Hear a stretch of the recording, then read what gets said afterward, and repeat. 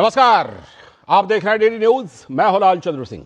आज शनिवार है, तो अब से हर शनिवार और रविवार आपके लिए एक विशेष कार्यक्रम लेकर आए हैं, राष्ट्रमंच, जिसमें हम पूरे 1 घंटे तक बड़े विषय पर बड़ी बहस करेंगे। दरअसल सप्ताह के अंत में आपके पास भी समय होता है, तो हम आपके सामने बड़े विषय पर पक्ष विपक्ष, आरोप प्रत्यारोप, सच झूठ, यानी कि सभी चीजों की करेंगे पड़ताल। और आज सबसे पहले आपको हम दिखा रहे हैं कि पश्चिम बंगाल के मुर्शिदाबाद में जो एक नई बाबरी मस्जिद की नींव रखी जा रही है, तो उसको लेकर क्या हलचल है, और उसके बाद इस पर यह ग्राउंड रिपोर्ट दिखाएंगे अपने संवाददाता के साथ। और फिर उसके बाद बात करेंगे कि सुप्रीम कोर्ट का एक ऐतिहासिक निर्णय मंदिरों की संपत्ति पर आया है, और जस्टिस सूर्यकांत जो प्रधान न्यायाधीश है, उन्होंने बहुत महत्वपूर्ण टिप्पणी की है। इस पर बहस करेंगे आज विशेष मेहमानों के साथ।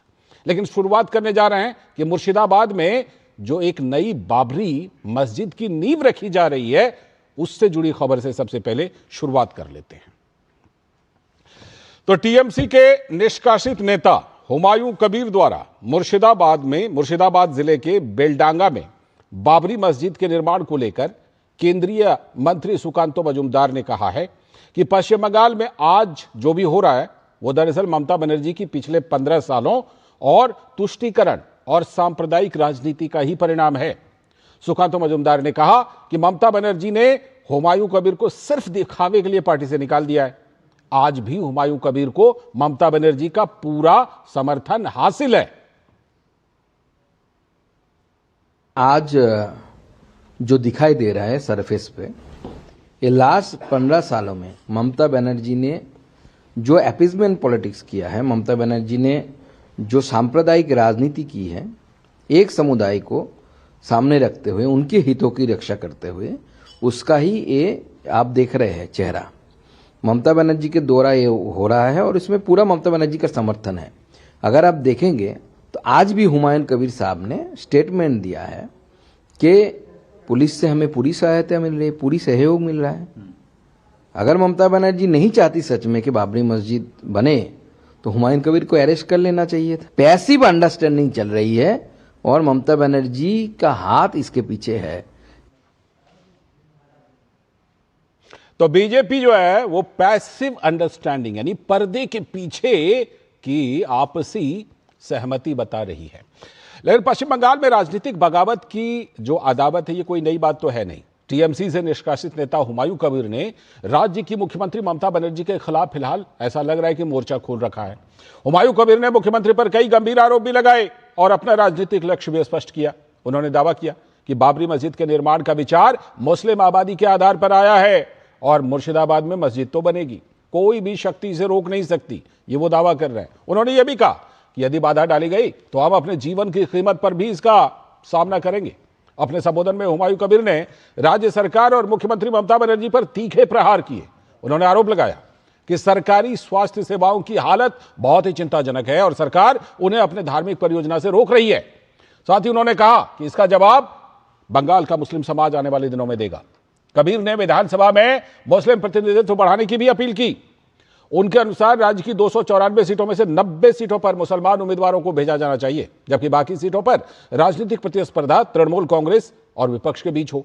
अपने बयान में उन्होंने राज्य में बढ़ती हिंसा और अवैध गतिविधियों को लेकर गंभीर आरोप भी लगाए और दावा किया कि इसका खामियाजा मुस्लिम समुदाय ही भुगत रहा है। तो राजनीतिक हलकों में इस बयान को लेकर तेज बहस भी शुरू हो गई है और आने वाले दिनों में इसके राजनीतिक असर पर अब सभी की नजर बनी रहेगी। लेकिन जो कुछ पश्चिम बंगाल में हो रहा है, उसको लेकर भाजपा जबरदस्त हमलावर है। तो भाजपा के सोशल मीडिया टीम के प्रमुख अमित मालवीय ने पश्चिम बंगाल की मुख्यमंत्री ममता बनर्जी पर कई गंभीर आरोप लगाए। मालवीय ने सोशल मीडिया पर पोस्ट में लिखा कि ममता बनर्जी राजनीतिक लाभ के लिए टीएमसी के निलंबित विधायक हुमायूं कबीर का इस्तेमाल कर रहे हैं और मुर्शिदाबाद के बेलडांगा में मुस्लिम भावनाओं को भड़का रही हैं ममता बनर्जी। यह अमित मालवीय ने कहा। मालवीय का आरोप है कि सांप्रदायिक रूप से संवेदनशील बेलडांगा में कबीर के मुस्लिम समर्थक बाबरी मस्जिद का निर्माण करने के लिए ईंटें लेकर जाते दिख रहे हैं और पश्चिम बंगाल पुलिस इनको संरक्षण दे रही है। मालवीय ने आशंका जताई है कि यहां कोई संगठित अशांति यहां से गुजर रहे NH-12 को बाधित कर उत्तरी बंगाल को राज्य के अन्य हिस्सों से अलग थलग कर सकता है।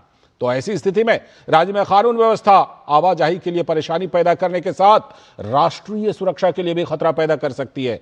लेकिन ममता बनर्जी भावनाओं को भड़काकर वोट बैंक को मजबूत करने और राज्य में तनाव बढ़ाकर सामाजिक ताने बाने में दरार डालने की हद तक जाती हुई दिख रही हैं।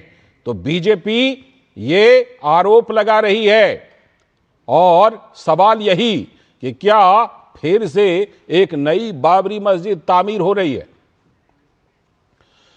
फिर से एक नई बाबरी मस्जिद तामीर हो रही है क्या? क्योंकि जिस तरह का दावा हुमायूं कबीर कर रहे हैं, इसमें यह भी बात है कि क्या पर्दे के पीछे पश्चिम बंगाल में बहुत कुछ चल रहा है क्या? क्योंकि एक हुमायूं कबीर की इतनी बड़ी, जिसे कहते हैं उनकी हिमाकत जो है, एक बड़ा बड़ा दुस्साहस भी कहा जा सकता है इसको, ये हुआ कैसे? ये बड़ा सवाल है जिस पर कि पश्चिम बंगाल में, और न सिर्फ पश्चिम बंगाल में बल्कि चर्चा तो पूरे देश में है। और फिर एक सवाल यह भी उठता है कि क्या सनातन के पहचान को यह एक नई चुनौती देने की कोशिश है? सौरभ दत्ता हमारे संवाददाता सीधे हमारे साथ जुड़ रहे हैं। सौरभ दत्ता से बात करते हैं। सौरभ, सबसे पहले अपडेट दीजिए, क्या वहां पर हुआ आज मुर्शिदाबाद में, क्या चल रहा है? और जैसा कि दावा किया जा रहा है कि लोग तो बहुत हजारों की संख्या में ईंट लेकर जाते हुए भी दिखे हैं, बताइए। लाल जी देखिए, घंटा भर से भी ज्यादा, अभी तक तो 2.5 घंटा हो गया कि ये सभा खत्म हुआ, लेकिन अभी तक जो नेशनल हाईवे 12 वो अभी तक पूरा जैम है, वहां पर गाड़ी हिल नहीं रही है जी। अभी हम जहाँ पे खड़े हैं ये थोड़ा सा गांव का रास्ता है, क्योंकि यहाँ पे एक रास्ता अंसारुल मोड़ है, वहां से गाड़ी सब घुमा दिया गया है कि जो जिसको जहाँ जाना है, अगर कुछ इस रास्ते से जाके अपने मंजिल तक पहुंच सके तो हम मंजिल तक पहुंचने के लिए यहाँ से गाड़ी निकाल दिया है। लेकिन हुमायूं कबीर का मंजिल क्या है, ये काफी चर्चा का विषय है। जो हुमायूं कबीर का मंजिल क्या है, हालांकि उन्होंने आज मंच में स्पष्ट किया है कि जिस विधानसभा क्षेत्र में मुस्लिम वोट का परसेंटेज 42% से 82% है, वो चाहते हैं कि वो सारे मुस्लिम कंस्टिट्यूएंसी से मुस्लिम एमएलए सिलेक्ट होके अगले 2026 के जो विधानसभा चुनाव है वहां से मुस्लिम रिप्रेजेंटेटिव सिलेक्ट हो, ये उन्होंने कहा है। और इसको चलते उन्होंने ये कहा है कि वो ममता बनर्जी को पूरे आक्रमण किया है कि वो पिछले 2011 में 67 उनका एमएलए था, फिर वो घट के कम होते होते आ रहा है। और साफ तरीके से उन जो यहाँ पे पब्लिसिटी हुआ है मुस्लिम कम्युनिटी के अंदर, हम जिनसे भी बात किए उनका कहना यही है कि दीदी ने बात नहीं रखी, दीदी जो वादा किए थे वो दीदी वो वादा नहीं रखी। कौन सा वादा? वो गिनवा रहे हैं कि देखिए एसआईआर नहीं होगा, कहा था कि एसआईआर हो गया। वो कहते कि वक्फ संशोधन आइन वो लागू नहीं होगा, वो भी हो गया। तो ये सारे बातें को लेके उनका कहना ये है कि और हम वो मंदिर बना रहे हैं दीघा में, जगन्नाथ धाम, उसको लेके भी काफी कंट्रोवर्सी हुआ है। अभी वहां पे नॉर्थ बंगाल में महाकाल मंदिर का घोषणा की है, लेकिन अगर ये मस्जिद बनाने जा रहे हैं तो इनको निलंबित कर रहे हैं। ये मुस्लिम समाज का आम तौर से जो उनका जो बयान आ रहा है, आज दिन भर जिन से हम बातें की, आप लोग क्यों आए, तो उनका ये बयान सामने आया है। लेकिन कुछ चीजें खटक रही है। जैसे पहली बात ये है कि हुमायूं कबीर को, जो बीजेपी का भी कहना है, हुमायूं कबीर, मैं बिल्कुल उसी खटकने वाली चीज पर आ जाता हूं, उसी खटकने वाली चीज पर आता हूं सौरभ, कि ये कहा जा रहा है कि हुमायूं कबीर इतनी बड़ी बात कर कैसे रहे हैं, और इसमें पर्दे के पीछे आखिर क्या खेल चल रहा है, जो खटकने वाली बात का आप इशारा कर रहे थे। कीजिए अब उसका खुलासा कि आखिर इसके पीछे है क्या। अब देखिए 1 2 3 4 करके मैं बोलना चाहूंगा। पहली बात यह है कि हुमायूं कबीर कौन है। हुमायूं कबीर मुर्शिदाबाद के रेजी नगर एक इलाके के रहने वाले शख्सियत है, और भरतपुर के एमएलए है, जो जिन्होंने पिछली बार कभी कांग्रेस, कभी बीजेपी, कभी तृणमूल, फिर ऐसा वो कर चुके हैं। तो ये हुमायूं कबीर आज से नहीं, बहुत दिनों से भड़कालू बयान रखते हैं। बेलडा का जैसा सेंसिटिव एरिया है, जैसा बीजेपी का कहना है कि हुमायूं कबीर तो आज तो नहीं, बहुत पहले से भड़कालू बयान रख रहे हैं। तो अब जाके क्या हुआ कि ममता बनर्जी ने उनको बहरामपुर में उनका सभा था, सीएम का सभा था, वहां पे बुलाया, और बुलाकर कलकत्ता से प्रेस कॉन्फ्रेंस करके हुमायूं कबीर को निलंबित कर दिया जी। ये पहली बात। दूसरी बात यह है कि अगर आप इतनी सख्त हैं इस तथाकथित बाबरी मस्जिद की शिलान्यास के कार्यक्रम को लेके, तो आज ये शिलान्यास का कार्यक्रम इतनी अच्छी तरह से हो कैसे पाया? स्टेट एडमिनिस्ट्रेशन का फुल सपोर्ट था। हम देखा स्टेट एडमिनिस्ट्रेशन के पुलिस जो है वो तैनात थे बेलडांगा से रेजीनगर तक। कल हुमायूं कबीर के साथ रेजीनगर हरिहर पारा 2 थाना है, यहाँ पे 2 पुलिस स्टेशन है, उनके आईसी आए, हुमायूं कबीर से बैठकर बातें किए, ये कहा कि आप वॉलंटियर्स बढ़ाए। तो इतनी अच्छी तरह से आपका प्रोग्राम होगा, वॉलंटियर्स बढ़ाइए। सुबह से हमने देखा कि बेलडांगा से बहुत सारे पुलिस तैनात है, लेकिन NH 34 तो फिर भी रुक गया। NH जो 12 है यहाँ पे, माफ कीजिएगा, NH 12 जो है वो तो फिर भी रुक गया।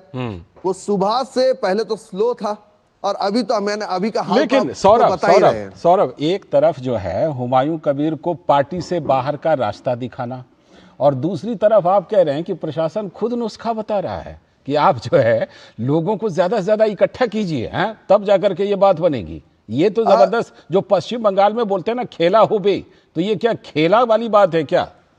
लाल जी देखिए, ये सच में एक चौंकाने वाली बात है, क्योंकि अगर खुद प्रशासन की जो सर्वोच्च जगह पे बैठी हुई है वो अगर इतनी खफा है हुमायूं कबीर से, तो उनका जो ये कार्यक्रम है उसमें पुलिस आती है, पुलिस आके उनका आईसी जो है बैठकर उनसे बात करती है, कहते हैं कि वॉलंटियर्स यानी स्वेच्छासेवक यानी रोड पे रहेंगे ताकि इतने तैनात में जो लोग आए उनको वो कंट्रोल कर सके पुलिस के साथ।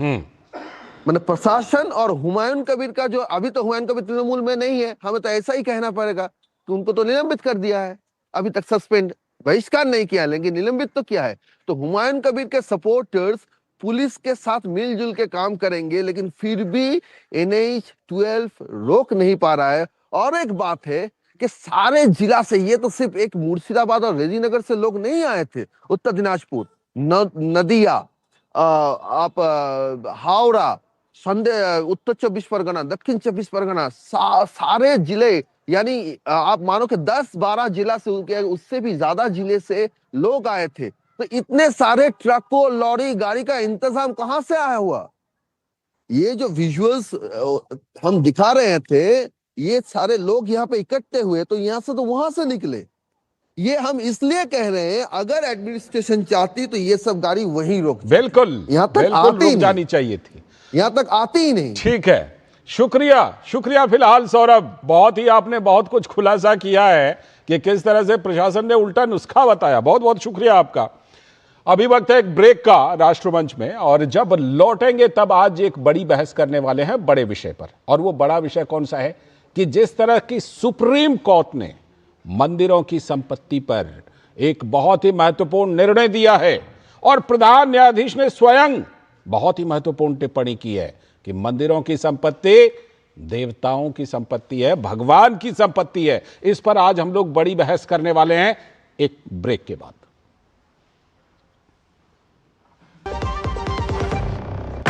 कौन है जो जोड़े देश को? विकसित भारत का विकसित भारत। तेरा ये बिजनेस एक मास्टर स्ट्रोक है यार, है ना? पर मुझे लोन कौन देगा यार? ओह गॉड, सचिन क्यों देगा मुझे लोन? अरे मैं नहीं, बैंक ऑफ बड़ौदा देगा तुम्हें MSME बॉब डिजी उद्यम के साथ 100% digital process, approval in minutes. Bank of Baroda से MSME लोन लेना भी मास्टर स्ट्रोक है। 25 लाख का हॉस्पिटल बिल है, इतने पैसे कहाँ से आएंगे? पैसों की चिंता आप मत कीजिए पापा। मैम, सर का हेल्थ इंश्योरेंस क्लेम अप्रूव हो गया है। आप? पॉलिसी बाजार। पॉलिसी बाजार पर 0 GST के साथ अब 1 करोड़ का हेल्थ इंश्योरेंस सिर्फ 550 रुपए महीने से शुरू। स्वागत है ब्रेक के बाद। आप देख रहे हैं DD न्यूज का विशेष और बिल्कुल नया कार्यक्रम राष्ट्रमंच। और राष्ट्रमंच में जैसा कि हमने बताया था कि अब हम बात करने वाले हैं एक बहुत ही बड़े विषय पर। और वो बड़ा विषय क्या है? बड़ा विषय यह है कि सुप्रीम कोर्ट ने कह दिया है कि केवल मंदिरों की संपत्ति ही जो है वो निशाने पर क्यों? मंदिर की संपत्ति भगवान की संपत्ति है। सुप्रीम कोर्ट ने बहुत बड़ी टिप्पणी की है, यह बड़ा निर्णय दिया है। दरअसल हुआ क्या था कि केरल में मंदिर की संपत्ति जो फिक्स डिपॉजिट बैंकों में रखते हैं, तो वहां पर एक मंदिर ने अपनी फिक्स डिपॉजिट सहकारी बैंकों में रखी थी। उसके बाद मंदिर ने, जब वो पूरा हो गया फिक्स डिपॉजिट, तो जैसे हम लोग पैसे को वापस लेते हैं वैसे वापस मांगा पैसे को, तो वहां के कोऑपरेटिव बैंक ने पैसे देने में आनाकानी की। उसके बाद जो देवस्थानम बोर्ड है वहां का, मंदिर का, वो चला गया केरल हाई कोर्ट अपनी गुहार को लेकर। केरल हाई कोर्ट ने उनके पक्ष में फैसला दिया। उसके बाद बैंक चले आए कहां? Supreme court. लेकिन सुप्रीम कोर्ट ने केरल हाई कोर्ट के फैसले को बरकरार रखा और बड़ी महत्वपूर्ण टिप्पणी सीजेआई ने, प्रधान न्यायाधीश ने की है। वो हम आपको आगे दिखाएंगे कि क्या क्या टिप्पणी उन्होंने की है। लेकिन बात यह नहीं है, बात इससे भी बड़ी है, क्योंकि इस देश में यह सवाल उठते रहे हैं कि केवल मंदिरों के धन पर ही सरकार का नियंत्रण क्यों होता है। इन्हीं से जुड़ा हुआ आज हम ये जो बड़ी बहस कर रहे हैं, इस पर कुछ सवाल पूछ रहे हैं। सबसे पहला सवाल राष्ट्रमंच पर कि हिंदू मंदिरों की संपत्ति पर ही नजर क्यों है, ये लगातार ये सवाल। दूसरा सवाल, श्रद्धालुओं के दान से सनातन के उत्थान पर क्या आपत्ति। और तीसरा सवाल, मंदिरों को भी अन्य धार्मिक स्थलों की तरह वित्तीय स्वायत्तता क्यों नहीं है। चौथा सवाल कि सुप्रीम कोर्ट और हाई कोर्ट ने जो निर्णय दिया ये क्यों दिया, इसको समझने की कोशिश करेंगे। और साथ में पांचवा और आखिरी सवाल कि सुप्रीम कोर्ट के इस निर्णय के बाद क्या सुधार होगा, क्या उम्मीद करें कि अब कम से कम जो सरकारें हैं वो सुप्रीम कोर्ट के इस निर्णय को ध्यान में रखेंगी। इसी पर आज बड़ी बहस करने के लिए हमारे साथ जीएस प्रसाद जी, भारतीय जनता पार्टी के प्रवक्ता, जुड़ रहे हैं। बहुत बहुत स्वागत। स्वामी दीपांकर भी हमारे साथ आगे चल करके जुड़ेंगे। निशा सिद्धू जी हमारे साथ, नेशनल एग्जीक्यूटिव मेंबर सीपीआई की, बहुत बहुत स्वागत मैम आपका भी। निखिल जैन, राजनीतिक विश्लेषक, जो कांग्रेस के समर्थन में मजबूती से बातें रखते हैं, हमारे साथ स्टूडियो में। और जो कानूनी पेचीदगियां हैं उनको सुलझाने के लिए डीके दुबे जी, कानून विशेषज्ञ, संविधान विशेषज्ञ, बहुत बहुत स्वागत सर आपका भी। बल्कि मैं शुरुआत आप ही से कर लेता हूं। ये जो निर्णय आया सुप्रीम कोर्ट का, जाहिर सी बात है कि केरल हाई कोर्ट ने पहले इस पर निर्णय दे दिया था, उसके बाद उसी निर्णय के खिलाफ ये याचिका सुप्रीम कोर्ट में आई थी। अब सुप्रीम कोर्ट ने जो टिप्पणी की है वो इस मामले में निर्णय तो है ही, लेकिन हम जानते हैं कि अभी आप देखें, मैं थोड़ा सा बल्कि शामिल कर देता हूं, अभी एक विवाद वैष्णो देवी श्राइन बोर्ड द्वारा संचालित मेडिकल कॉलेज पर भी चल रहा है, जहां की सीटों को लेकर के कि वो श्रद्धालुओं के पैसे से बना हुआ है, लेकिन सीटें आवंटित कर दी गई हैं ज्यादातर गैर हिंदुओं को। वो भी विवाद चल ही रहा है, उसका विरोध हो रहा है। क्या सुप्रीम कोर्ट के इस निर्णय को, डीके दुबे जी, एक बड़े फलक में देखा जाना चाहिए और आगे ये एक तरह से गाइडलाइन का काम करेगा क्या? देखिए, ये जो निर्णय सुप्रीम कोर्ट का है वो डिसमिसल का ऑर्डर है, कोई डिटेल्ड ऑर्डर नहीं है, या ये नहीं कहना चाहिए कि फुल बेंच का ऑर्डर है या ऑर्डर शीट में कुछ लिखा, वो डिसमिसल का है। डिसमिसल का मतलब है कि जब अपील आई या एसएलपी आई तो उन्होंने डिसमिस करते हुए हाई कोर्ट के ऑर्डर को कंफर्म कर दिया, यानी याचिका खारिज कर दी। लेकिन इससे पहले भी कई एक जजमेंट हैं, 7 जजेस की बेंच के, 5 जजेस की बेंच के, और रिसेंटली एक सारे जो देवस्थानम हैं वहां के, उनका एक कलेक्टिव केस भी 3 जजेस की बेंच में है। आपको याद होगा 2024 की नवंबर में, उस समय चीफ जस्टिस हुआ करते थे चंद्रचूड़ साहब, उन्होंने उस पर टिप्पणी की थी जी। उन्होंने कहा कि देखिए, मंदिर का पैसा मंदिर की ट्रस्ट का भी नहीं है, मंदिर का पैसा डाइटी के लिए है। अगर मंदिर को किसी ने दिया है तो वो डाइटी को दिया है, और देवता का पैसा देवता के अनुरूप उनकी फैसिलिटी के लिए खर्च होगा। वहां जो आगंतुक आते हैं उनके लिए खर्च होना चाहिए, वहां फैसिलिटीज के लिए खर्च होना चाहिए, असुविधा ना हो उसके लिए खर्च होना चाहिए। ट्रस्ट भी अगर देवता की जो ऑब्जेक्ट है उसके विरुद्ध खर्च करती है तो उसको भी अधिकार नहीं है, सरकार को तो बिल्कुल नहीं है। तो फिर ये बात आती है कि हिंदू रिलीजियस एंडोमेंट एक्ट के तहत जो बोर्ड बना हुआ है वो क्या करेगा। तो उन्होंने कहा कि उस समय कि ये बोर्ड सिर्फ एक काम करेगा कि मंदिर प्रशासन के ऊपर ऑब्जर्व करेगा कि कुछ गड़बड़ तो नहीं हो रही, यानी कि मंदिर का जो प्रशासन बैठा हुआ है या जो ट्रस्ट बैठी हुई है वो ट्रस्ट के लोग कहीं गलत इस्तेमाल तो नहीं कर रहे या वो मिसयूज तो नहीं कर रहे, ये तुम्हारा काम है। तमिलनाडु का वो कलेक्टिव केस था और मुझे लगता है कि वो टिप्पणी सबसे ज्यादा इंपॉर्टेंट है।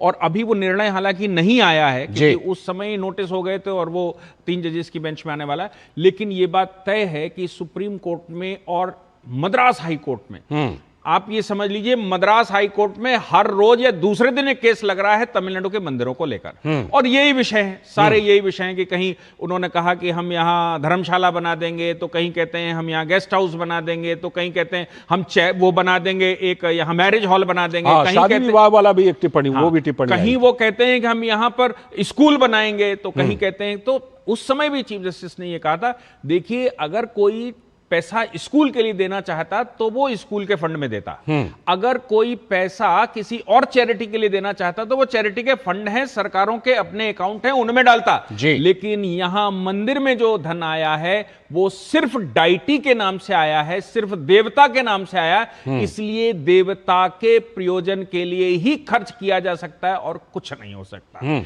ये बात स्पष्टता से अब सामने आ चुकी है और जिस प्रकार से केसेस आ रहे हैं उससे यह लग रहा है कि अब न्याय हिंदू मंदिरों को मिलने वाला है। बिल्कुल ऐसा लग रहा है, आपको आगे के लिए उम्मीद बन रही है ना, क्योंकि ये निर्णय आया है। लेकिन हाँ निखिल जी, आप ही के पास में आ रहा हूं। निखिल जी जरा ये बताइए कि अक्सर हम आज तो इस मुद्दे पर इसलिए बात कर रहे हैं, इस विषय पर, क्योंकि सुप्रीम कोर्ट का ये फैसला आया है जिसके बारे में अभी दुबे जी ने विस्तार से बताया भी। लेकिन ये बहस तो बड़ा है, ये बहस इसलिए बड़ी है क्योंकि अभी सनातन बोर्ड के गठन को मांग को लेकर के हमने देखा कितना बड़ा प्रदर्शन हुआ था और मांग रखी गई थी, क्योंकि प्रायः ये तुलना की जाती है कि आपने एक तरफ वक्फ बोर्ड बनाया, उनका सारा कुछ, उनको सारे अधिकार दे दिए, और दूसरी तरफ मंदिरों के पैसे पर, कर्नाटक से भी इस तरह की खबरें आती रहती हैं मंदिर के पैसों के इस्तेमाल को लेकर के, केरल से ये मामला है ही, जो वहां के बोर्ड हैं मंदिर के उसमें दखल को लेकर के भी मामला है, लगातार आते रहते हैं।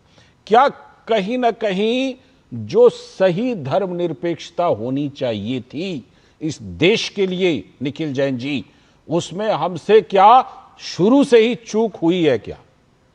लालचंद्र जी, ऐसा मेरा मानना बिल्कुल नहीं है और मैं इसलिए ये कहना चाहूँगा क्योंकि बहुत सारे लोग, खास करके मेरे भाजपा के मित्र, जो ये सवाल उठाते हैं कि मंदिरों पे सरकार कब्जा कर रही है, मस्जिदों पे कुछ नहीं कर रही, वो शायद देश का ना तो इतिहास समझ रहे हैं ना हमारी सभ्यता समझ रहे हैं। भारत की ये सभ्यता रही है कि जो भी धार्मिक स्थल हैं, चाहे वो मंदिर हो, गुरुद्वारे हो, मस्जिद हो, उनमें आने वाला चंदा, उनमें आने वाला पैसा उस स्थल की निर्माण के लिए, उसकी बेहतरता के लिए तो इस्तेमाल होता ही है, लेकिन साथ साथ सामाजिक कल्याण के कार्यों के लिए भी होता है। अब कोई मंदिर की कुछ करते हैं, कोई मस्जिद कुछ करते हैं, गुरुद्वारों में लंगर लगता है, कहीं पर फ्री मेडिकल एड दी जाती है, कहीं पर गरीब बच्चों की शिक्षा के लिए प्रयोजन करा जाता है, कहीं पर मुफ्त में खाना दिया जाता है, और इसके एग्जाम्पल सब में है। गुरुद्वारों के बारे में तो सारे जानते हैं, मंदिरों के बारे में भी जानते हैं, मस्जिदों का भी ऐसा है। और अगर मेरे भाजपा के मित्रों को कोई शक हो तो मैं एक मस्जिद का नाम जो मैंने पढ़ा था मैं उसका बता देता हूँ। अजीजिया मस्जिद कुछ एक करके है हैदराबाद में, उस मस्जिद में गरीबों को बिना सूद के लोन दिया जाता है, फ्री हेल्थ चेकअप किए जाते हैं, और मंदिरों और है या एक ही है? एक दूसरा नाम? देखिए मुझे, मैं सही बोलूं तो मैं ना तो इस मुद्दे का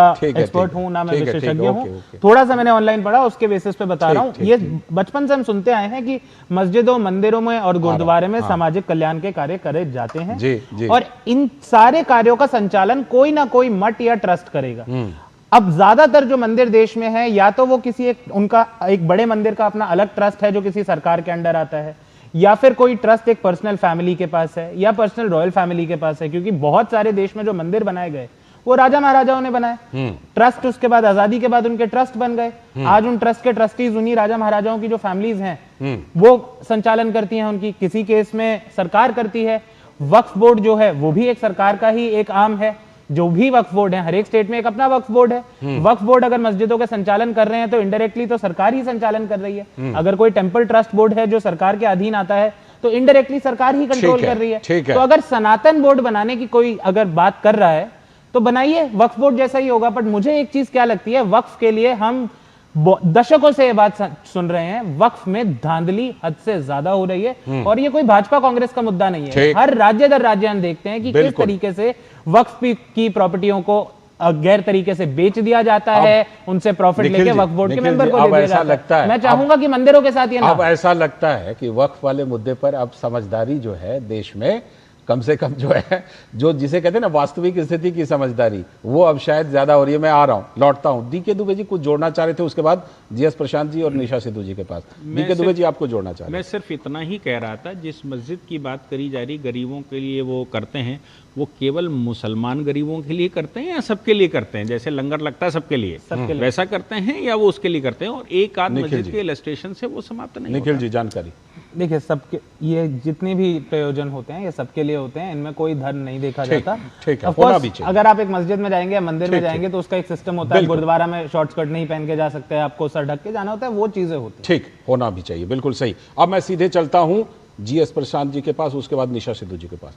जीएस प्रशांत जी, ये अभी निखिल जैन जी ने जैसा कहा कि इसे भारतीय जनता पार्टी क्या बेवजह कई बार मुद्दा बना देती है क्या, कि मंदिरों के पैसे का गलत इस्तेमाल हो रहा है, मंदिरों के प्रबंधन में दखल हो रहा है, ये क्या भारतीय जनता पार्टी बेवजह मुद्दा बनाती है, या फिर इसके पीछे आपके पास ठोस वजह है?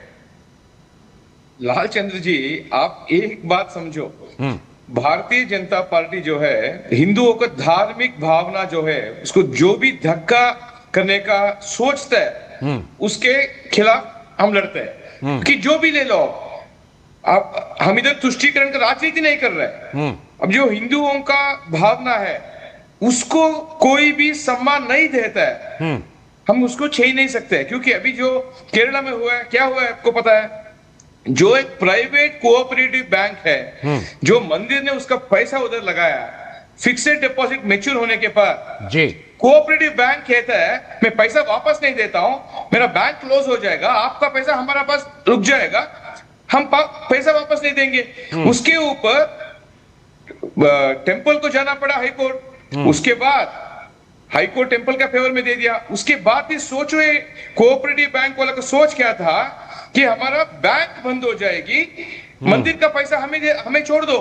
उसके बाद जो ये टिप्पणी आई सीजेआई की कि you should establish credibility among your people. If you are unable to attract the customers and deposits, it's your problem. CJI ने ऐसा कहना पड़ा क्योंकि वो भी कोऑपरेटिव बैंक या जो वक्फ प्रॉपर्टी है, जो मस्जिद का अकाउंट है, ऐसा करता है क्या? नहीं करता है। पता करो, पता करो कितना कोऑपरेटिव बैंक केरल में वक्फ फिक्सेड डिपॉजिट या मस्जिदों का फिक्सेड डिपॉजिट पे ऐसा मुद्दा उठा के बोलता है कि आपसे, आपका पैसा से हमारा बैंक चल रहा है, पैसा हम वापस नहीं देंगे। ऐसे बोलने के बाद वो कोऑपरेटिव बैंक उधर रहेगा क्या? सबको पता है। क्योंकि नवरात्रि प्रोसेशन पे क्या होता है, गणेश विसर्जन के टाइम पे क्या होता है, पत्थर फेंका जाता है केरल में, कर्नाटक में, कई जगह। क्योंकि जो भी हिंदू धार्मिक भावना है, रिलीजियस एंड कल्चरल इथोस जो कहते हैं उसको धक्का देने का आदमी जो भी है, कांग्रेस या इंडी अलायंस के लोग उसको सम्मान देते हैं, सम्मति देते हैं। क्योंकि बहुत बार हम देख चुके हैं कैसे हुआ था, जो अभी पत्थर फेंके जाते हैं गणेश विसर्जन के टाइम पे। यही निखिल जैन बहुत चैनल पे बोला कि पता नहीं कि ऐसा हुआ, क्यों हुआ, एक ही स्ट्रे इंसिडेंट हुआ। ठीक है, मतलब इसका सोच ऐसे है कि जो भी हिंदू मंदिर है, भगवान का पैसा है, उसके खिलाफ इसका प्रसाद जी मुझे ये बताइए क्या अवेकनिंग ऑफ हिंदू रेनेसेंस जो कहते हैं, इसको छीन नहीं सक रहा है इसको। ठीक है, इसीलिए मुझे ये बताइए प्रशांत जी कि इस मामले में केरल सरकार की तो कोई रोल नहीं है ना। बाकी जो मैनेजमेंट कमेटी है उसमें आप लोग आरोप लगाते रहते हैं केरल सरकार पर, लेकिन ये वाला जो इशू है इसमें तो केरल गवर्नमेंट का कोई रोल नहीं है ना। प्रेमा पेशी केरल गवर्नमेंट लगते हैं, वो जो भी वो कोऑपरेटिव बैंक का ऑफिस बेरर्स है उसका भी जांच करना चाहिए। क्योंकि जो एक डिसीजन लिया किस वजह से लिया करके, आप ऐसा डिसीजन ले सकते हो क्या? आपका पैसा मेरे पास है और मैं बोल देता कोई आपका पैसा मैं वापस नहीं देता हूं। ठीक है, आप ये कह रहे हैं कि ये जो डिसीजन लिया इसके पीछे मालाफाइड इंटेंशन है। कोऑपरेटिव बैंक का ठीक है, मैनेजर ये ट्रस्टीज है या डायरेक्टर है, उसको भी जांच होना चाहिए कि ऐसा जांच की बात कर कैसा हुआ, क्यों हुआ। हिंदू निशा सिद्धू जी के पास मंदिर का पैसे को लेकर। ठीक, निशा सिद्धू जी ये इस मामले की जांच की तो बात कर रहे हैं कि भाई ऐसा क्यों लिया कोऑपरेटिव बैंक ने निर्णय। एफडी था, मंदिर का दे देना था उनको जो है उन्होंने मांगा, एक तो ये बात। लेकिन ये भी कह रहे हैं कि चलिए ये जांच का विषय है। लेकिन केरल सरकार पर मंदिरों के प्रबंधन बोर्ड में, मैनेजमेंट बोर्ड में दखल देने का, इंटरफेयर करने का आरोप लगातार लगता रहता है। इस मामले को और इस मामले पर सुप्रीम कोर्ट के फैसले को आप किस तरह से देखती हैं निशा मैम? पहले एक शेर सुना दूं आपके साथ, पहली बार जुड़ रही हूं, मुझे लगा कि सबको अच्छा लगेगा। जी जी जी। रुकी ना वक्त की गर्दिश, ना जमाना बदला, सूखने लगा जो दरख्त, परिंदों ने भी ठिकाना बदला। ठीक है। तो मैं अब न्यायपालिका और उसके लिए क्या टिप्पणी करूं, सब समझते हैं। बात यह है कि कोई भी ट्रस्ट बनता है, चाहे वो, मैं राजस्थान की बात करूं, देवस्थान विभाग है, वहां देवस्थान में, ऐसे अन्य राज्यों के अंदर कुछ कुछ नाम बदले होंगे, तो उसके अपने बाईलॉज होते हैं। वो बाईलॉज क्या कहते हैं कि जो भी संपत्ति आपके पास है, उस संपत्ति का क्या यूटिलाइज आप करेंगे, किन मद में उसको खर्च किया जाएगा, ट्रस्टी का क्या काम है, उसके प्रेसिडेंट हैं, सेक्रेटरी हैं, उसका एक बोर्ड है, तो वो बोर्ड उस सारी चीजों को एक मॉनिटरिंग का काम एक तरह से करता है। तो उस मंदिर के बाईलॉज क्या कह रहे हैं, एक तो उस पे, दूसरा उनके पास फिक्स डिपॉजिट है, उन्होंने कोऑपरेटिव बैंक को थोड़ा सुरक्षित मान के वहां पे रखा। ठीक है। और तीसरी बात ये भी है कि कोई भी पैसा, कोई भी मनी अगर सरकार संकट में है, ये सरकार के अधीन ही आते हैं बोर्ड, किसी और के अधीन तो नहीं आते। सरकार चाहे तो मैं मेरी व्यक्तिगत राय यहाँ पे कह रही हूँ, हाँ, बिल्कुल बिल्कुल, अगर आवश्यकता पड़े तो सरकार को खर्च करना चाहिए। अगर सरकार का कोई संस्थान खतरे में है या घाटे में चल रहा है तो उसका यूटिलाइज किया जा सकता है। सभी धार्मिक स्थानों के लिए बोल रही हैं साहब? एग्जैक्टली मैं सभी धार्मिक स्थानों के लिए कह रही हूँ, मैं हिंदू की बात नहीं कर रही। अगर हम मंदिर की बात कर रहे हैं तो इसमें मस्जिद, गिरजाघर, चर्च सब कुछ शामिल है ना? क्यों नहीं, ये सभी की बात है, सभी पे चर्च का पैसा दूसरे लोगों के लिए खर्च होगा, ऐसा अभी सीपीएम का वादा है। देखो लालचंद जी, ऐसा मुद्दा बना रहे हैं। अच्छा ठीक है प्रशांत जी, निशा जी को बात पूरी कर दीजिए, फिर मैं आपके पास आता हूँ, आप ही के पास फिर आऊंगा। यस निशा जी बात पूरी कीजिए। निशा जी ठीक, निशा जी बोलिए ना, बोलिए, वो सुन रहे हैं, बोलिए। ये सभी धार्मिक स्थान जो है, कोई भी अपने देश या मुल्क से ऊपर ऊंचा नहीं है। ये सारे देशभक्त यही तो बोलते हैं आए दिन कि अपने देश से ऊपर कोई नहीं है, देश की सुरक्षा पे सवाल खड़े होते हैं, तो अपने देश से ऊपर कुछ नहीं, हम सब कुर्बान हो जाएंगे। तो भाई ये तो छोटी सी संपत्ति थी, उसके लिए इतना क्यों बुखला रहे हैं? तो नहीं आप और रही बात निशा जी, क्या अभी इस तरह का आपातकालीन कोई हालात था? लाल जी, अभी निखिल जी बात कर रहे थे एक धार्मिक स्थान की, कि वहां पे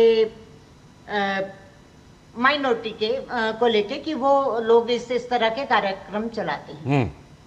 मैं तो सिख धर्म से आती हूँ ना बाबा, तो हम तो सालों साल लंगर चलाते हैं, दिखता है, शो होता है। मंदिरों की प्रॉपर्टी कहाँ जाती है बाबा, उसका पैसा कहाँ जाता है, कौन से वेलफेयर के लिए वो खर्च होता है? ऐसा ही मदरसा के अंदर अगर है, वो शिक्षा पे खर्च करते हैं या किस जगह पे मदरसा का फंड क्या? हाँ मैं आ रहा हूँ प्रसाद जी आ रहा हूँ, बस निशा जी कंप्लीट कर लें, उसके बाद आपके पास। सेम स्थिति मिशनरी के जो इंस्टीट्यूशन है, वो हेल्थ पे खर्च करते हैं या एजुकेशन पे खर्च करते हैं, तो वो शो होता है। प्रशांत जी की प्रॉपर्टी कहाँ जाती है? ठीक है निशा जी, आपकी बात आ गई, प्रशांत जी का जवाब ले। प्रशांत जी बोलिए। ये बात अभी देखो, मंदिरों का प्रॉपर्टी किसका प्रॉपर्टी है? भगवान की संपत्ति है। ये तो सुप्रीम कोर्ट ने कहा। हाँ, सुप्रीम कोर्ट जो कह दिया अनुच्छेद 141 के हिसाब से, it is law of the land, nobody can dispute it. Article 141 of the constitution, as laid down by Supreme Court is applicable to all subordinate courts. ठीक है, वो इसके ऊपर चर्चा नहीं होनी चाहिए। निखिल जी भी पता है आर्टिकल 141 क्या होता है करके। अभी जो हिंदू टेम्पल्स है, जो भी हिंदू एंडोमेंट एक्ट यहाँ पे भी एप्लीकेबल होता है। आप देखो सब टेम्पल इनकम टैक्स या दूसरे सोसाइटी पे रजिस्टर्ड है, क्योंकि सब टेम्पल के पास पैन कार्ड है, उसको इनकम टैक्स रिटर्न्स फाइल होता है। रिलीजियस एंड चैरिटेबल ट्रस्ट के लिए सेपरेट असेसमेंट भी होता है इनकम टैक्स में। सरकार की तरफ से जांच होता है सब टेम्पल का।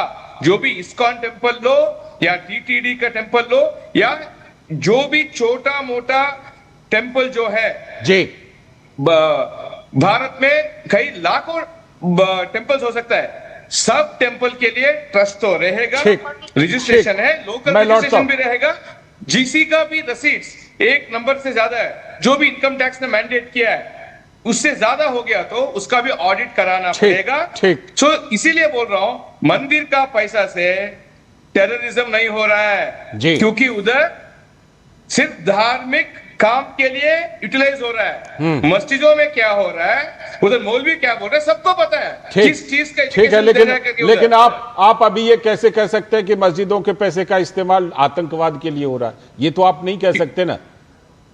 नहीं, जो भी आतंकवाद पकड़े जाते हैं, टेरर फंडिंग आप देखा तो कहीं ना कहीं उसको फंडिंग तो आ रहा है। ठीक है, ये बात सच है कि कुछ इमाम मस्जिदों के जो हैं वो इसके आरोप उन पर लगे हैं। ठीक है, मैं लौटता हूं, मुझे थोड़ा सा डी के दुबे जी, क्या वास्तव में जिसे कहते हैं ना कि अंग्रेजी में एक है कि लेवल प्लेइंग फील्ड है ना, क्या सभी के लिए है ये समान, जिस बात पर कि हम सवाल उठा रहे हैं और इसको एक बड़े फलक पर देख रहे हैं इस फैसले को, कि क्या है इस तरह का आपने यहां कि जो सरकार का व्यवहार मंदिरों के साथ रहे वही व्यवहार मस्जिद के साथ, चर्च के साथ, गुरुद्वारे के साथ? क्या ये है स्थिति जिस बात को निशा जी कह रही थी और जिस बात को निखिल जी कह रहे थे? बड़े धैर्य से 2 मिनट दीजिएगा। बिल्कुल, बोलिए आप।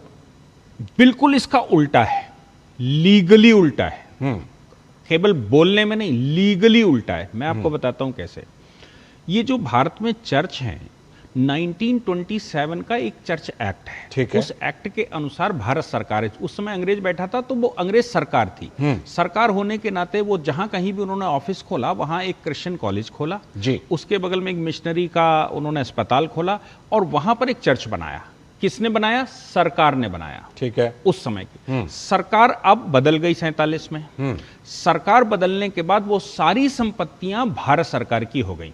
चर्च की कोई भी संपत्ति प्राइवेट नहीं है, लीगली प्राइवेट नहीं है। ठीक है, उनकी अपनी व्यक्तिगत नहीं है। 1966 में एक नोटिफिकेशन इस पर गया था राज्य सरकारों को और नोटिफिकेशन में यह कहा गया था कि भाई ये चर्च का मैनेजमेंट इनका अपना हो सकता है लेकिन ये संपत्ति राज्य सरकार की है, इसलिए इस पर जांच करिए कि ये संपत्ति किसकी है। लेकिन आज भी चर्च के नाम पर भारत सरकार की या राज्य सरकार की संपत्ति चर्च के पास है और वो खूब खेल खेल रहे हैं। सुप्रीम कोर्ट ने पीछे टिप्पणी भी की थी। केरल हाई कोर्ट का एक जजमेंट आया था जिसमें उन्होंने कहा भाई संपत्ति तुम्हारी है नहीं, तुम यहां बंटवारा किस बात का कर रहे हो। वो सारे पास्टर्स मिलकर सुप्रीम कोर्ट आए थे, सुप्रीम कोर्ट ने डिसमिस किया और कहा इस पर इन्वेस्टिगेशन होना चाहिए। यानी कि लीगली सुप्रीम कोर्ट ने उस समय फैक्चुअली ये माना कि इसमें बहुत गड़बड़ है, ये सरकार की संपत्ति। ठीक है, अब वक्फ की बात कर लीजिए। 47 में बंटवारा हो गया, बंटवारे में 10 लाख स्क्वायर किलोमीटर हमने जमीन दे दी, वो वक्फ नहीं थी क्या? अब दोनों साइड में, भारत में भी और पाकिस्तान में भी, एक इवेक्यू प्रॉपर्टी ट्रस्ट बोर्ड बैठा। पाकिस्तान में जो बैठा वहां हमारे गुरुद्वारे थे, वहां हमारे मंदिर थे, वहां हमारी ट्रस्टें थी, जो कुछ भी था वो सब पाकिस्तान सरकार हो गई जी। और पाकिस्तान सरकार ने धीरे धीरे करके उसको डेमोलिश करके कब्जा कर लिया, आर्मी के क्वार्टर बना दिए, जो भी करना था भाई पाकिस्तान हो गया, उनको करना था, में ले लिया उसका लीगली। आप ऑनलाइन अगर सर्च करेंगे तो उनकी वेबसाइट है बाकायदा, वो बताते हैं कि हमारे पास कितनी संपत्ति मिली। ठीक है, अब भारत में जो संपत्ति बची, सार्वजनिक संपत्ति जो मुसलमानों की थी, जैसे पाकिस्तान में हिंदुओं की थी, वो संपत्ति भारत सरकार हो गई और 1954 तक वो भारत सरकार रही। कोई वक्फ नहीं था, वो लीगली भारत सरकार थी। उसके बाद स्थिति बदल गई। उसके बाद 1954 में वक्फ बनाकर उसको मैनेजमेंट दे दिया गया और कहा कि भाई ये तो प्रॉपर्टी जो है मुसलमानों की, जबकि पार्टीशन हो चुका था। लीगली बात कर रहा हूं, ऑन पेपर्स, इसका सुप्रीम कोर्ट में वो डाले गए हैं सारे, वो पेपर सबमिट किए गए। इधर हिंदुओं की जो प्रॉपर्टी है, जो मंदिरों की प्रॉपर्टी है, वो व्यक्तिगत डाइटी की प्रॉपर्टी है, क्योंकि उनको हम लीगल पर्सनालिटी मानते हैं। सुप्रीम कोर्ट के जजमेंट है जिसमें हमने कहा है कि मस्जिद लीगल पर्सनालिटी नहीं होती, लेकिन मंदिर लीगल पर्सनालिटी इसलिए होता है क्योंकि वहां डाइटी बैठते हैं, डाइटी के नाम से मंदिर बनाया जाता है। जैसे कि उदाहरण ले लेते हैं, कहीं पर अगर महादेव भगवान महादेव बैठे हैं तो उनके नाम से वो संपत्ति। इसीलिए केस जब भी आता है तो किस नाम से आता है? वो केस आता नेक्स्ट फ्रेंड के नाम से। जैसे कि रामलला बनाम यस, तो रामलला पार्टी बनेंगे और नेक्स्ट फ्रेंड उसको मुकदमा लड़ेंगे। ठीक है, लेकिन वहां ऐसा नहीं होता। क्योंकि वहां कोई मूर्ति नहीं है, कोई डाइटी नहीं बैठे हुए हैं। डाइटी ना बैठने की वजह से मस्जिद लीगल पर्सनालिटी नहीं होती, वो एक मैनेजमेंट का हिस्सा होता है। ठीक है, लीगल पर्सनालिटी होने के नाते पार्टीशन के बाद हिंदुस्तान हिंदुओं को मिलने के नाते ये प्रॉपर्टी व्यक्तिगत है, सरकार का कोई इंटरवेंशन नहीं होना चाहिए। अब निखिल जी का जवाब ले। सरकार सेकुलर है। ठीक है, सेकुलर सरकार किसी भी धार्मिक काम में कैसे इंटरवीन करेगी? निखिल जी का जवाब। अब निखिल जी का जवाब। निखिल जी बताइए। कानूनी पहलू को विस्तार से डीके दुबे जी ने रखा कि देखिए कानून के हिसाब से क्या कुछ हुआ है अभी तक इस देश में।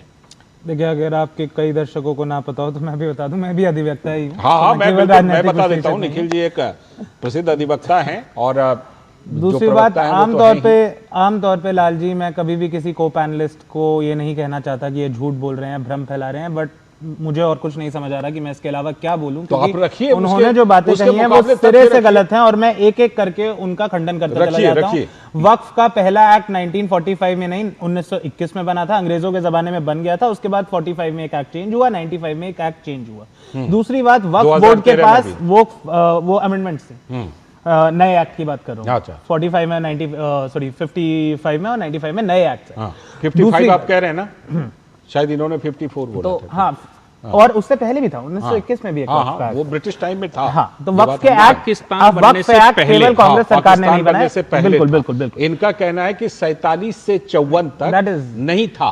47 नहीं, वो गलत बात है, गलत बात हुई। 1921 से वक्फ वैलिडेशन एक्ट था वो। वक्फ validation is the different thing. Waqf validation का मतलब नहीं, वक्फ वैलिडेशन का मतलब होता है कि सरकार ने उसको लीगल पर्सनालिटी मान लिया और ये कहा कि वक्फ को हम वैलिड मानते हैं कि वो प्रॉपर्टी अपने पास रख सकता है। इससे पहले वक्फ प्राइवेट प्रॉपर्टी हुआ करती थी, व्यक्तिगत। जैसे मैंने बनाई तो मेरे पास उसका मैनेजमेंट करता था या नहीं? अरे भैया, validation is the different thing. वक्फ के पास प्रॉपर्टी होना अलग बात है। निखिल जी का जवाब। दुबे जी, मैंने आपको पहले करता। सबसे पहले तो आपने जो ये बात कही, मैं एक एक करके क्रोनोलॉजिकली खंडन करूंगा। पहले उन्होंने कहा कि चर्चेस की प्रॉपर्टी सारी की सारी सरकार के अंडर होती है। ये बात बिल्कुल गलत है।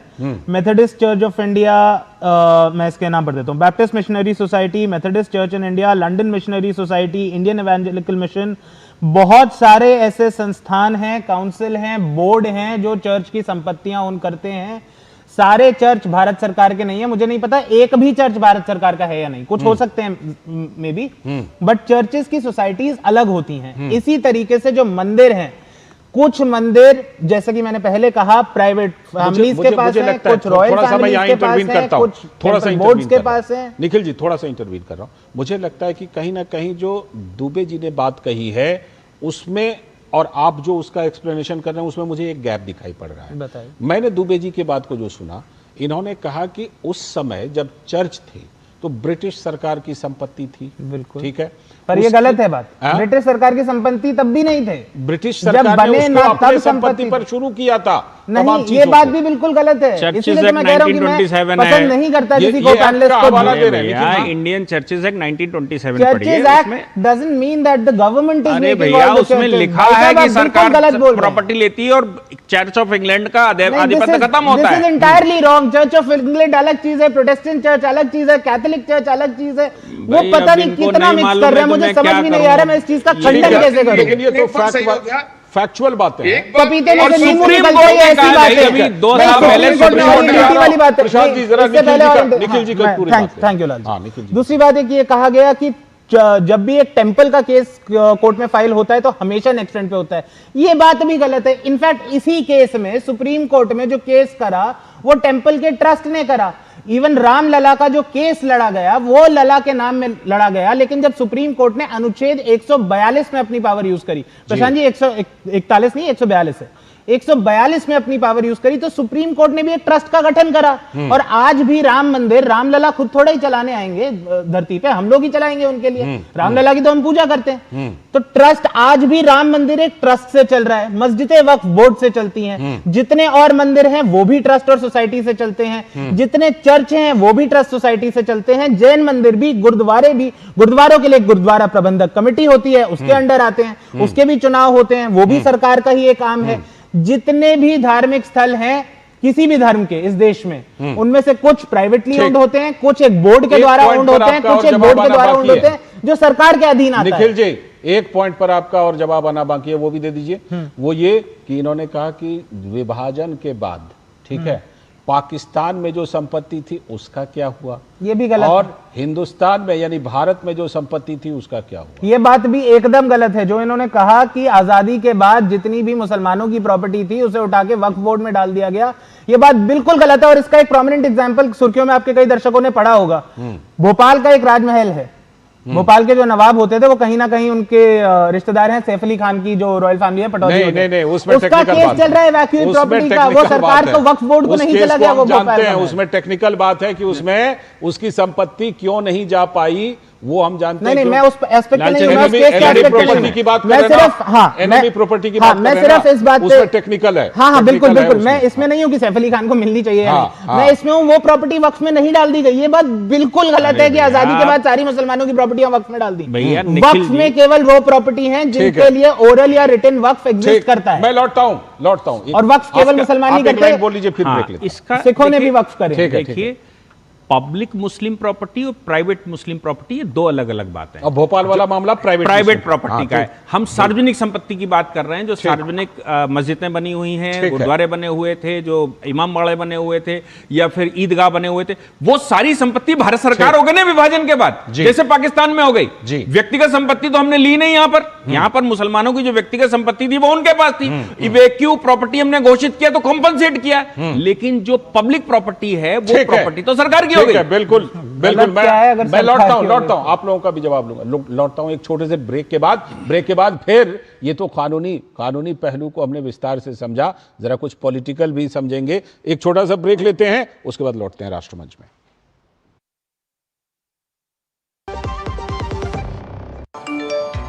कम ब्याज पे लोन चाहिए, वो भी ऐप से, वाह!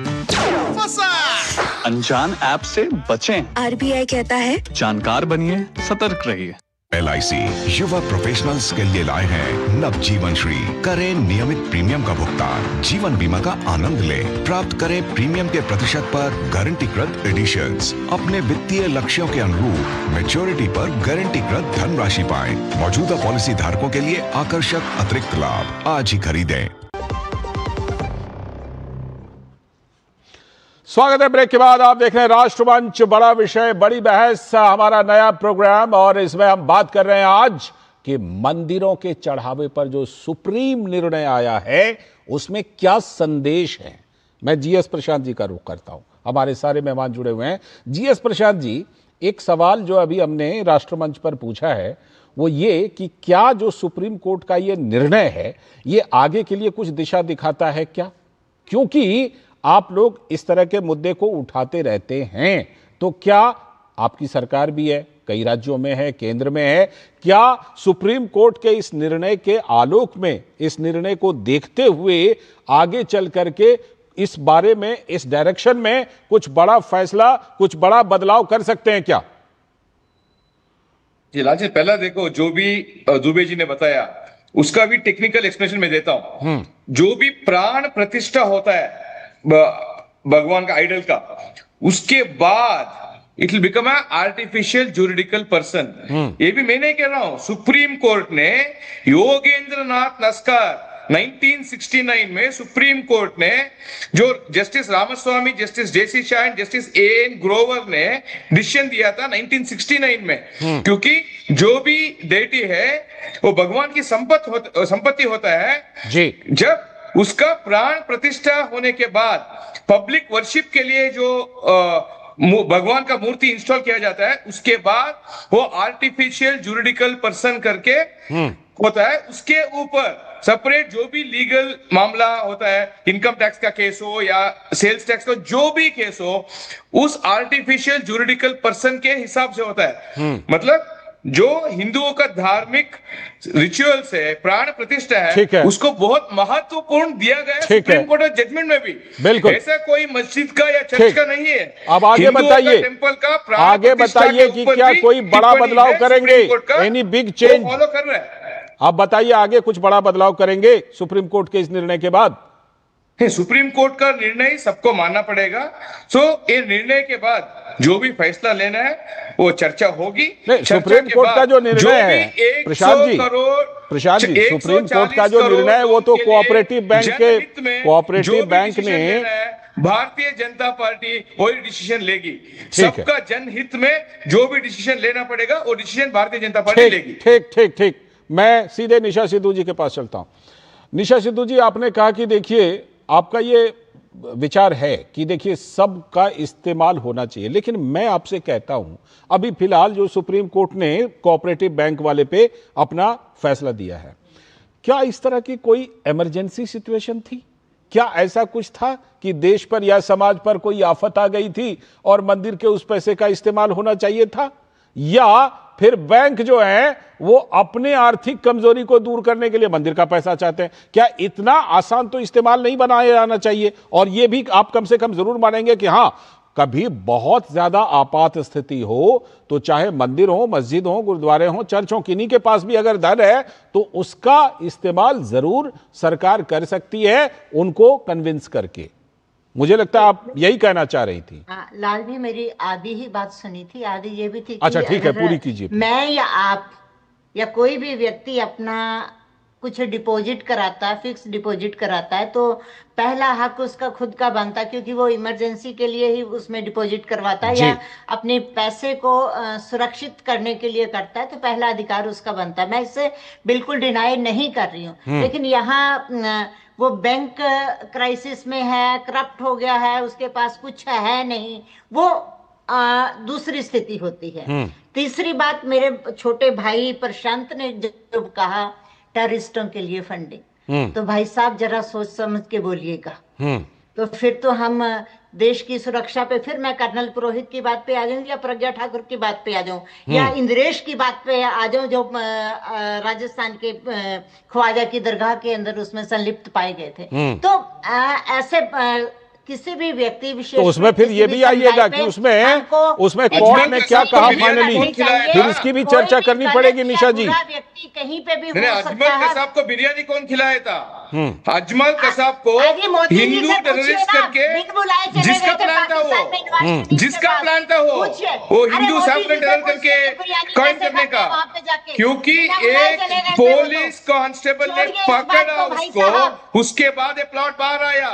नहीं तो देखो लेफ्ट वाला इकोसिस्टम जो है, एक कांग्रेस वाला इकोसिस्टम है, जो भी हिंदू बोलने के ऊपर उसको इतना दुख होता है, हिंदू बोलने के ऊपर दुख होता है। हिंदू का पैसा चाहिए, हिंदू का वोट चाहिए, बट हिंदू बोलने के ऊपर उसको दुख होता है।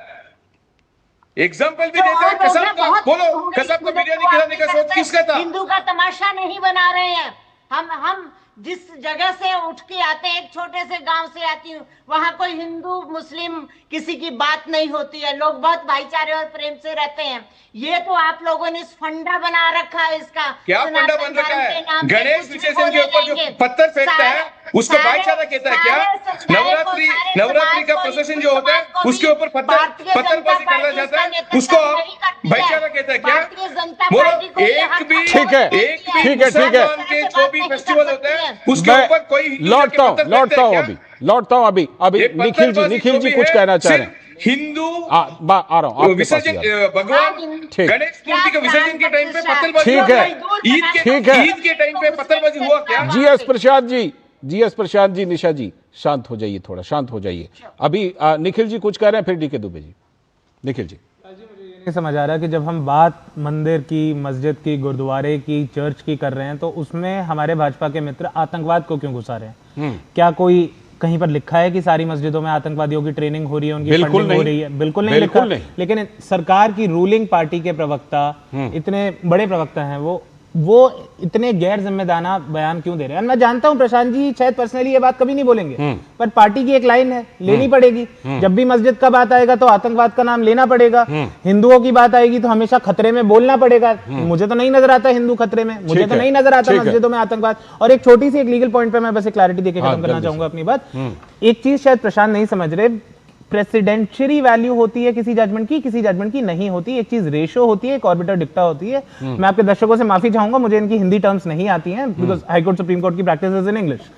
रेशो वो होता है जो रेशो वो चीज होती है जो कोर्ट, बताओ हमको भी पता है। वेरी वेल वंडरफुल, मैंने कहा था बहुत पढ़े लिखे प्रवक्ता है, बहुत पढ़े लिखे प्रवक्ता बोल रहे हैं, इतनी अच्छी हिंदी बोल रहे हैं प्रशांत जी, बिल्कुल। नहीं ही सर रेशो डिफरेंटली, वो तो लैटिन टर्म है। अच्छा ठीक है, तो रेशो प्रशांत जी बात पूरी कर, रेशो ठीक है, ratio is what the court determines what was before it. मतलब कोर्ट में जो दलील दी गई उसके बेसिस पे कोर्ट ने जो एक निर्णय लिया वो रेशो है। इस केस में ये रेशो नहीं आया है कि डीटी के पास पैसे जाएंगे, और प्रेसिडेंशियरी वैल्यू भी इस केस की नहीं है। इस केस में केवल उन बैंकों को पैसा नहीं दिया जाएगा जो बैंक पैसे देने के। ठीक है दुबे जी, आप अपनी बात कहिएगा और ये भी मुझे बता दीजिए, ये जरूर हमारे दर्शकों के लिए बताइए, आगे के लिए कुछ संदेश है इस फैसले में? बिल्कुल संदेश है। जैसे मैंने कहा कि एक 3 जजेस की बेंच में ऑलरेडी केस है जिसमें ऑनरेबल जस्टिस चंद्रचूड़ ने टिप्पणी की है, और अभी उसका जजमेंट आना बाकी है, मतलब अभी उसकी सुनवाई होगी। लेकिन ये विवाद जो आप मतलब मुझे लगता है क्लैरिटी की जरूरत इसलिए है क्योंकि सबसे पहले सरकार का एक नोटिफिकेशन आया था जिसमें ये कहा गया था कि देवस्थानम का जितना धन है वो नेशनलाइज बैंकों में जमा होगा। इसके बाद आज सुप्रीम कोर्ट ने भी ये बात कही। हाँ, इसके बाद इन्होंने मतलब कोऑपरेटिव पर गए और उन्होंने कहा हमारी एफडी पूरी हो गई, चूंकि नोटिफिकेशन है इसलिए हमको नेशनलाइज बैंक ले जाना है, इसलिए पैसा हमारे निकाले। यहां से शुरू हुई थी बात। ठीक है, चलिए धन्यवाद धन्यवाद।